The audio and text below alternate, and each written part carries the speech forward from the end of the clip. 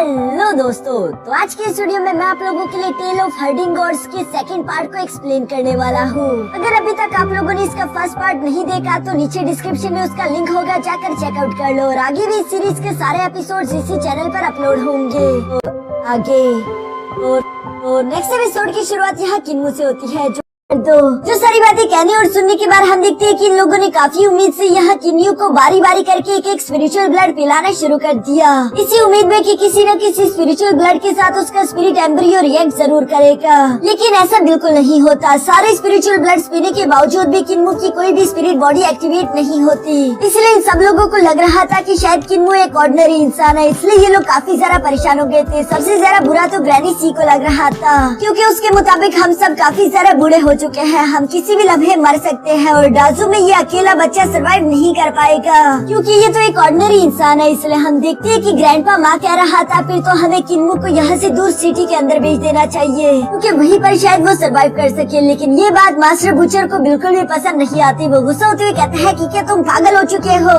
उन big cities में हम सबके दुश्मन बैठे हैं, अगर उन्हें किन्मू के बारे में मालूम हो गया तो वो किन्मू को जिंदा नहीं छोड़ेंगे। यहाँ सबके सभी इसी तरह से पैनिक कर रहे थे। किन्मू इन लोगों से कह रहा था कि आप फिक्र ना करें, मैं आप लोगों को मरने नहीं दूंगा। लेकिन किन्मू की तो कोई बात ही नहीं सुन रहा। भी अचानक वहाँ का चीफ ऊंची आवाज में कहता है कि तुम लोग शांत हो जाओ, ये तो एक बहुत अच्छी खबर है। जो सुनकर तो वो सब लोग हैरान होते हुए कहते हैं कि अच्छी खबर, मतलब वो कैसे? जिस पर विलेज चीफ एक्सप्लेन करते हुए बताता है क्योंकि किन्मू की बॉडी ने इन चारों बीस्ट के स्पिरिचुअल ब्लड के साथ रिएक्ट नहीं किया। वो इसलिए क्योंकि किन्मू के पास एक ओवरलोड बॉडी है, जो कि पूरी हिस्ट्री की सबसे ज्यादा पावरफुल बॉडी है, क्योंकि वो इन 4 स्पिरिट बॉडीज को कंबाइन करके बनती है। ये सुनकर तो वहाँ पर मुझे सब लोग ही काफी ज्यादा हैरान हो गए थे और वो लोग आपस में बातें करते हुए कहते हैं कि क्या सच में किन्मू के पास ओवरलोड बॉडी है? लेकिन ऐसी खतरनाक बॉडी के बारे में हम लोगों ने पहले क्यों नहीं सुना? जिस पर विलेज चीफ बताते हैं कि हाँ, क्योंकि ये बहुत ही ज्यादा रेयर है और इसीलिए इसे एक्टिवेट करने के लिए नॉर्मल स्पिरिचुअल ब्लड काफी नहीं होगा, बल्कि इसे एक्टिवेट करने के लिए बहुत सारा ट्रू स्पिरिचुअल ब्लड चाहिए। इसीलिए जब तक हम लोगों को ओरिजिनल स्पिरिचुअल बीस्ट नहीं मिल जाते, हम उनके डिसेंडेंट्स को बार बार कैप्चर करके यहाँ किन्मू के सामने उसका ब्लड लाते रहेंगे। कभी न कभी तो वो उसकी बॉडी शायद एक्टिवेट हो ही जाए। यहाँ ये बात जानकर तो वो सारे के सारे एल्डर्स काफी ज्यादा जोश में आ चुके थे और वो किन्मू से कह रहे थे कि अब हम तुम्हें बहुत सारा स्पिरिचुअल ब्लड पिलाने वाले हैं। तुम इतना ज्यादा स्पिरिचुअल ब्लड पियोगे कि शायद तुम एक मोटे बच्चे बन जाओ, लेकिन जब तक तुम्हारी ये स्पिरिट बॉडी अवेकन ना हो जाए, हम तब तक तुम्हारा पीछा नहीं छोड़ने वाले। सारा मामला हंसी खुशी निपट गया था, लेकिन अभी भी वाइस चीफ को कुछ न कुछ गड़बड़ लग रही है। इसलिए वो रात को विलेज चीफ के पास आते हुए कहते हैं कि आज तक मैंने इस ओवरलोड बॉडी के बारे में क्यों नहीं सुना? मुझे लगता है कि ऐसी कोई बॉडी है ही नहीं और हम सब लोग वाकई में काफी बूढ़े हो चुके हैं, जल्दी हम सब मारे जाएंगे, किन्मू अकेला रह जाएगा। जिस पर विलेज चीफ ग्रैंडपा मास को बताते हैं कि हाँ, तुमने बिल्कुल सही समझा, क्योंकि असल में ऐसी ओवरलोड बॉडी जैसी कोई चीज नहीं थी। मैंने सिर्फ ये इसीलिए कहा था ताकि किन्मू खुद को खास समझे। ये सुनकर तो एल्डर मास गुस्सा होते हुए कहते हैं लेकिन ये बिल्कुल भी अच्छा नहीं। किन्मू एक नॉर्मल इंसान है, अगर उससे हद से ज्यादा कोशिश करने की हिम्मत करी तो वो जान से मारा जाएगा। जिस पर विलेज चीफ जवाब देते हुए कहते हैं कि अगर तुम किसी चीज पर पूरी तरीके से यकीन कर लो वो सच हो जाती है। अब ये किन्मू पर डिपेंड करता है कि वो इस बात पर कितना यकीन करेगा। शायद वो इस बात पर इतना ज्यादा यकीन कर ले कि मेहनत करते हुए ओवरलोड बॉडी तक जाने का वो खुद ही कोई ना कोई रास्ता ढूंढ ले, उसके बाद उसकी ऑर्डिनरी बॉडी ही ओवरलोड बॉडी बन जाएगी। इसके अलावा मैं चाहता हूँ कि हम सबके सब उसे अपने सारे स्पेशल स्किल्स भी सिखा दे ताकि वो उसे सरवाइव करने में मदद कर सके। विलेज चीफ की इन ऑर्डर्स के बाद हम देखते हैं कि नेक्स्ट डे सबसे पहले एल्डर मास, जो कि एक एल्केमिस्ट था, वो कई तरह की मेडिसिन बनाना शुरू हो गया था,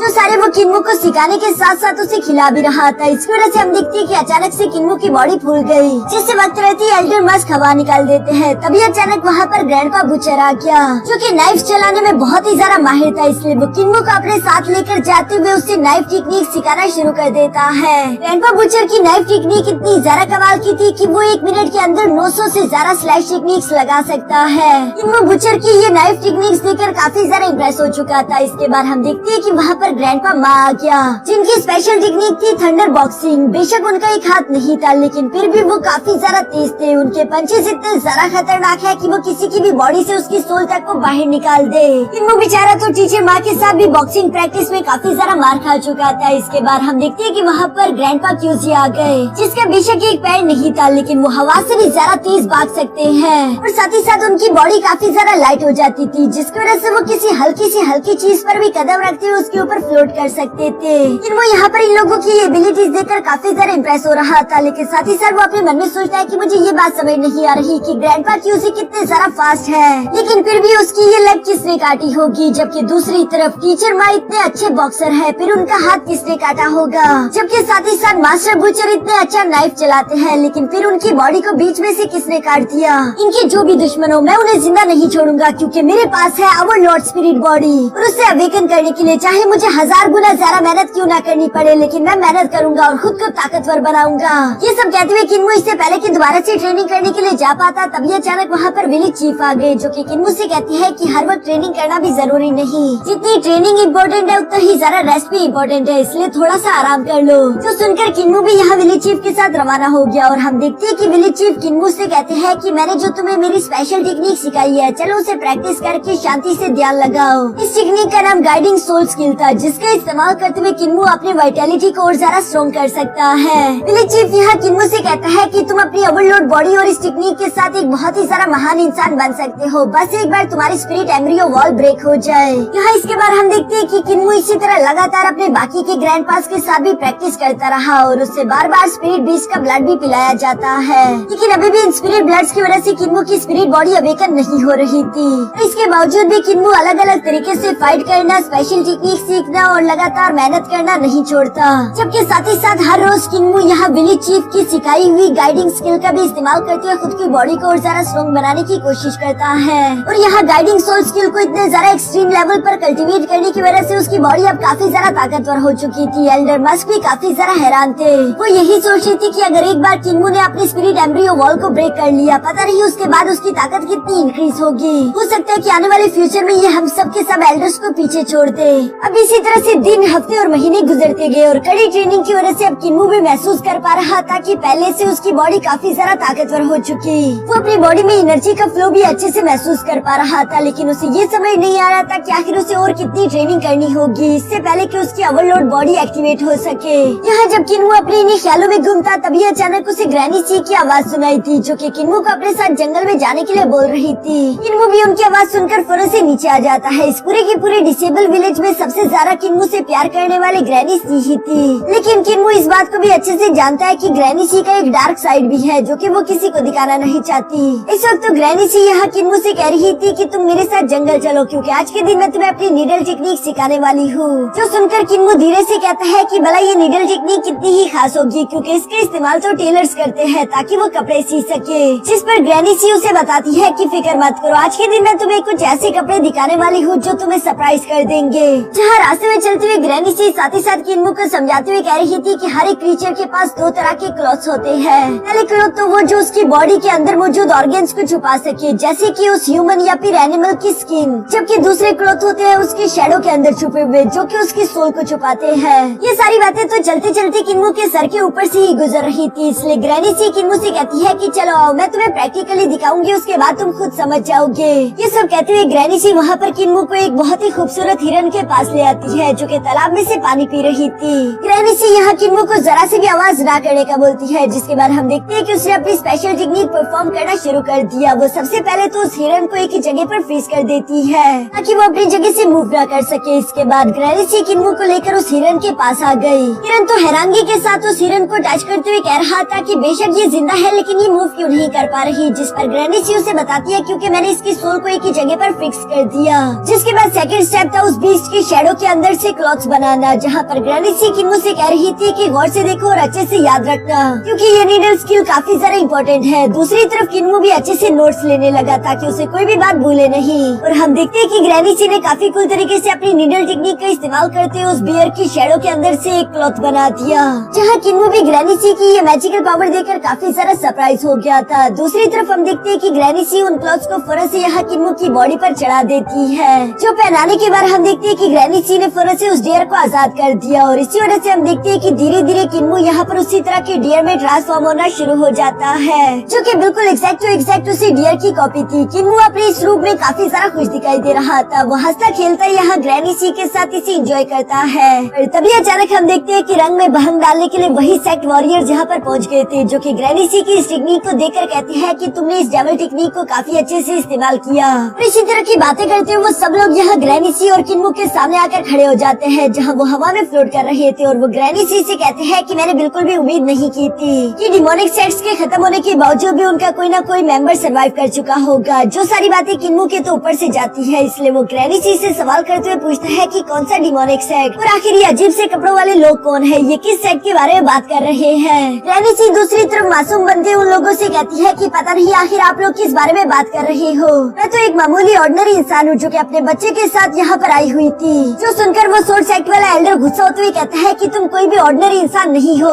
क्योंकि ऑर्डिनरी इंसान ये demonic art of creation magical claw technique बिल्कुल भी परफॉर्म नहीं कर सकते। तुम एक डीमन कल्ट की मेंबर हो जो कि लोगों की स्किन के कपड़े बनाती है, साथ ही साथ उन्हें गाय बकरियों में बदल देती है, बिल्कुल डीमंस की तरह, ताकि वो लोग मजबूर होकर सारी जिंदगी घास खाए और किसी के हाथों ज़िबा हो जाए। अब चलो अपने सारे के सारे गुनाहों को कबूल कर लो ताकि हम तुम्हें जान से मार सके। ग्रैनी सी यहाँ पर उन एल्डर्स की ये सारी बातें सुनकर किन्मू को बहुत ही प्यार से कहती है कि किन्मू तुम्हें किसी की बातों पर ध्यान नहीं देना चाहिए। इस दुनिया में कई सारे ऐसे इविल लोग हैं जो कि इंसानों के कपड़े पहनकर रहते हैं, लेकिन हम उन लोगों की ये खाल निकाल कर उन्हें दोबारा से उनके बीस्ट फॉर्म में ला सकते हैं, जिसके लिए हम लोगों को खुद को ताकतवर करना होगा ताकि वो झूठ बोलने वाले बीस्ट किसी भी इंसान को नुकसान ना पहुंचा पाए। किन्मू भी ग्रैनी सी की बातें सुनकर हमें सर हिलाता है, जिसके बाद हम देखते हैं कि ग्रैनी सी खड़े होकर उन एल्डर से कहती है मुझे सब कुछ समझ आ गया, तुम लोग यकीनन ली जियांग सोर्स सेक्ट की ही 5 एल्डर्स होंगे जिन्होंने याकिंग किंगडम को अपना गुलाम बना लिया और दिन ब दिन तुम लोगों के जुल्म बढ़ते ही जा रहे हैं। और आज के दिन तो तुम लोगों की हिम्मत इतनी ज्यादा बढ़ गई कि तुम लोग मुझ पर इल्जाम लगाने की कोशिश कर रहे हो। जो सुनकर वो एल्डर जवाब देते हुए कहता है कि तुम याकिंग किंगडम के बारे में इस तरह की बकवास मत करो।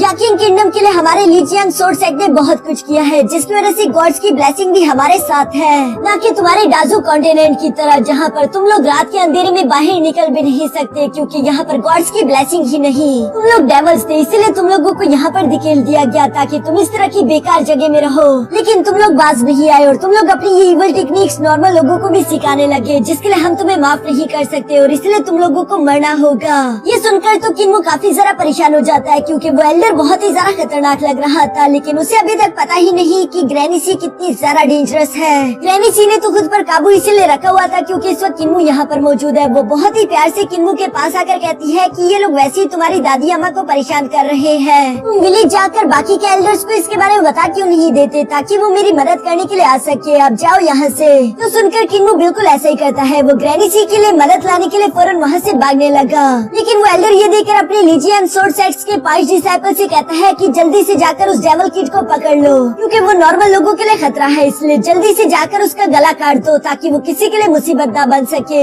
यहाँ पे एल्डर का ये ऑर्डर सुनकर वो पांचों के पांचों डिसाइपल बिना कुछ सोचे समझे फौरन से किन्मू की जान लेने के लिए उसके पीछे रवाना हो गए। जो पांचों के पांचों वॉरियर्स से किन्मू से काफी ज्यादा स्ट्रॉन्ग थे, क्योंकि इन सबका spirit embryo wall already break हो चुका था, इसलिए ये डिसाइपल्स किन्मू के लिए खतरा बन सकते थे। ग्रैनी सी उन्हें अपने नीडल टेक्निक का इस्तेमाल करते हुए रोकने की कोशिश करती है, पर जब तक यहाँ पर लीजियन सोर्स सेक्ट के वो एल्डर्स थे वो ग्रैनी सी को ऐसा करने नहीं देते, बल्कि वो उसकी नीडल टेक्निक को बीच में रोकते हुए फौरन उसे चारों तरफ से घेर लेते हैं। जो देखकर अब ग्रैनी सी गुस्से में आ चुकी थी। वो इनसे कहती है कि काफी अरसा हो गया किसी की जान लिए हुए, लेकिन तुम लोगों ने मेरे पास दूसरा कोई रास्ता नहीं छोड़ा। फिक्र मत करो, मैं तुम्हारी स्किन के बहुत अच्छे अच्छे कपड़े बनाऊंगी। ग्रैनी सी की ये सारी बातें सुनकर वो पांचों एल्डर एक साथ ही उस पर हमला करने के लिए तेजी के साथ आगे की तरफ बढ़ चले। इसके बाद सीन शिफ्ट होकर दूसरी तरफ यहाँ किन्मू पर आ जाता है, जो कि उसी हिरन फॉर्म में तेजी के साथ वहाँ से भागता हुआ जा रहा था ताकि वो जल्द से जल्द वापस से अपने डिसेबल एल्डर विलेज पहुँच जाए। लेकिन यहाँ पर हम देखते हैं कि वो पांचों के पांचों डिसाइपल्स भी किन्मू को लगातार तेजी के साथ फॉलो कर रहे हैं, जिनकी कुंफू टेक्निक्स काफी ज्यादा बेहतर थी। किन्मू ने देखकर अपने मन में सोचता है कि ये लोग भी मास्टर क्यूसी की तरह पानी पर भाग सकते हैं, लेकिन साथ ही साथ उसी पीछे की तरफ मुझे ग्रैनी सी की फिक्र भी हो रही थी। वो जल्द से जल्द इन लोगों से अपना पीछा छुड़ाकर वापस से एल्डर्स के पास जाना चाहता था ताकि वो अपने बाकी के ग्रैंड पास को ग्रैनी सी की मदद करने के लिए बुला सके। और ये सब तो सिर्फ किन्मू को लग रहा था कि ग्रैनी सी मुश्किल में होगी। असल में तो यहाँ ग्रैनी सी के सामने वो 5 एल्डर्स कुछ भी नहीं थे।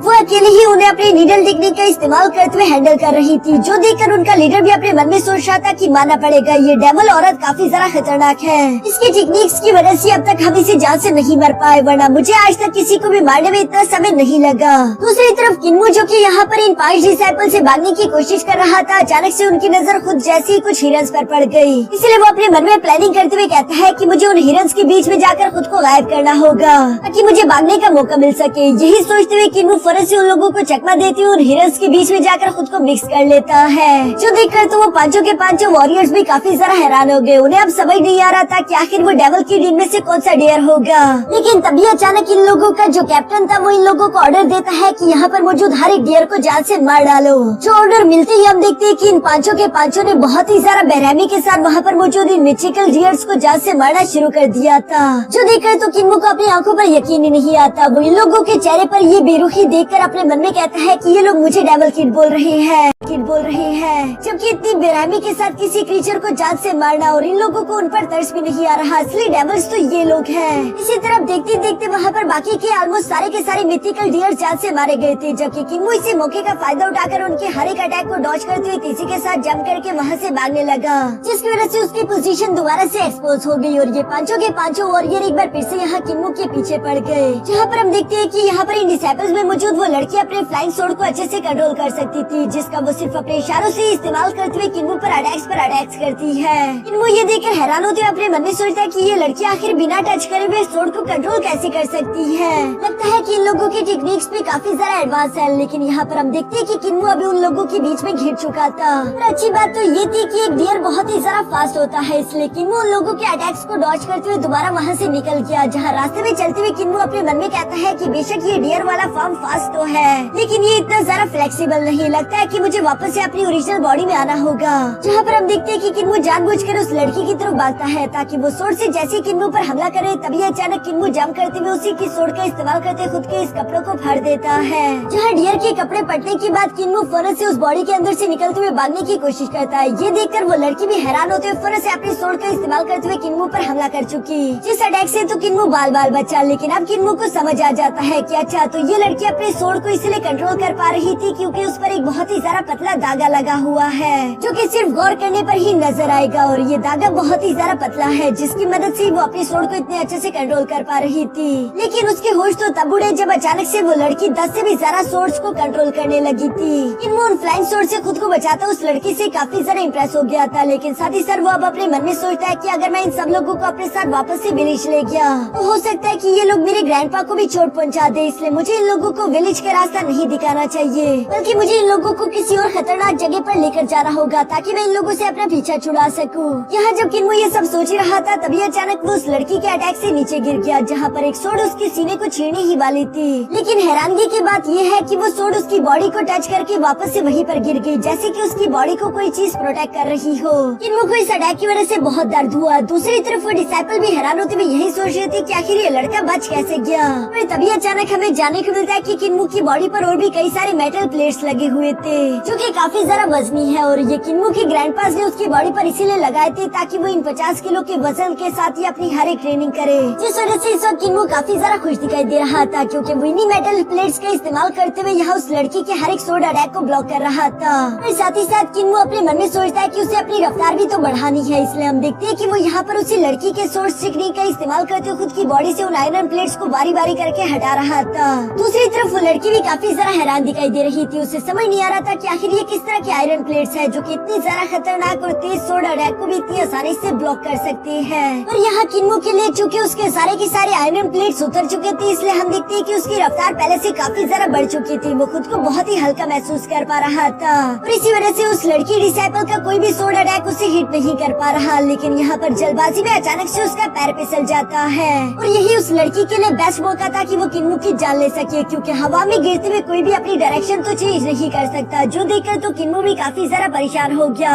और तभी अचानक किन्मो को अपने ग्रैंडपा क्यूसी का गॉड लेग्स लेसन याद आ जाता है, जिसे सिखाते हुए ग्रैंडपा क्यूसी ने किन्मो को बताया था कि अगर एक बार तुमने इस गॉड लेग्स टेक्निक को मास्टर कर लिया, उसके बाद तुम्हारा बॉडी वेट इतना हल्का हो जाएगा कि तुम बादलों पर भी भाग सको। ग्रैंडपा क्यूसी की इसी बात को याद करते हुए उस टेक्निक को किन्मो ने आखिरकार इस्तेमाल करना शुरू कर दिया, जहाँ पर हम देखते हैं कि वो एक फ्लावर पीटल पर ही कदम रखकर वहाँ से जंप कर चुका, जो देखकर वो डिसाइपल हैरान होते हुए कहता है कि इस लड़की की बॉडी में तो कोई भी स्पिरिचुअल पावर हमें नजर नहीं आ रही, फिर आखिर ये अचानक से ये सब कैसे कर रहा है। उन पांचों के पांचों को इसलिए काफी सारा गुस्सा आ रहा था कि एक कमजोर बच्चा जो कि उनसे लेवल में लो है, आखिर वो इन्हें हरा कैसे सकता है। और इसी गुस्से की वजह से वो लोग किन्मो के टुकड़े टुकड़े कर देना चाहते हैं। दूसरी तरफ हम देखते हैं कि किन्मो इन लोगों को एक पहाड़ी इलाके की तरफ घसीट लाया, जिस जगह पर पहुंचने के बाद इन डिसाइपल्स का कैप्टन इन्हें समझाते हुए कहता है कि सावधान हो जाओ, क्योंकि ये जगह किसी पावरफुल बीस्ट और मॉन्स्टर का घर लग रहा है। और उनकी ये बात बिल्कुल सच थी, क्योंकि किन्मो जो कि ऊपर की तरफ छुपा हुआ था अचानक उसे अपने पीछे एक बहुत बड़ी आंख दिखाई दी, जो कि एक बहुत ही ज्यादा खतरनाक एप टाइटन बीस्ट की है, जो कि इन इंसानों को देखकर अचानक से अपनी जगह पर खड़ा होने लगा। किन्मो जिस चीज को पहाड़ समझ रहा था वो इसी की तो बॉडी है। और इस टाइटन एप बीस्ट को अपने घर बिन बुलाए मेहमान बिल्कुल भी पसंद नहीं, इसलिए वो गुस्से के साथ जोर जोर से धाड़ने लगा था। और इसी के साथ हमारा ये एपिसोड यहीं पर खत्म हो